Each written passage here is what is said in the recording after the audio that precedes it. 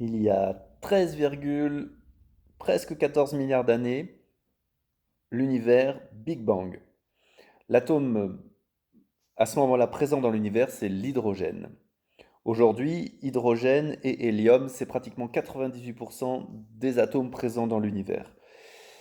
Comment a été créé l'hélium? Dans les étoiles, l'hydrogène a tellement fusionné qu'il est devenu de l'hélium. Et c'est comme ça que se sont créés les atomes. Après, la fusion, toujours dans une étoile, de l'hélium a donné d'autres atomes, d'abord les plus lourds jusqu'aux plus légers. Et donc ça veut dire que tous ces atomes qui existent dans l'univers viennent de ces étoiles qui sont comme des centrales nucléaires où il y a de la fusion. Et quand l'étoile meurt, elle explose et c'est là qu'elle diffuse tous les atomes ainsi créés dans tout l'univers. Et c'est comme ça que s'est formée la Terre. Par exemple, tout ce qui existe dans l'univers est fait d'atomes.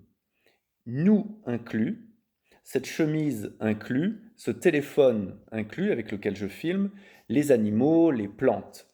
Mais tous les atomes qui existent sont je pourrais dire, en recyclage permanent, c'est-à-dire que dans l'univers, rien ne se crée, rien ne se perd. Donc les atomes qui me constituent ont une histoire. Les atomes d'hydrogène qui me constituent ont 14 milliards d'années. Et certains atomes sont plus récents, mais quand je dis plus récents, c'est déjà plusieurs milliards d'années. Par exemple, pour faire les poils, euh, il y a besoin de silice, la silice qu'on retrouve aussi pour faire le verre. Les atomes de silice qui me constituent n'ont pas été créés pour moi.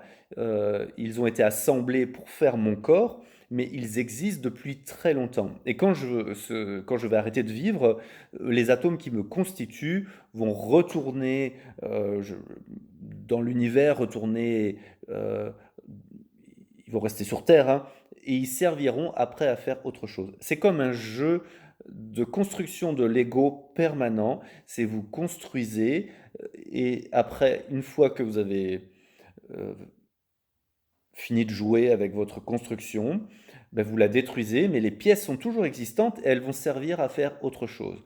Donc ça veut dire que nous sommes déjà des poussières d'étoiles au sens physique du terme, et que les atomes qui nous constituent ont eu une vie avant nous et auront une vie après nous.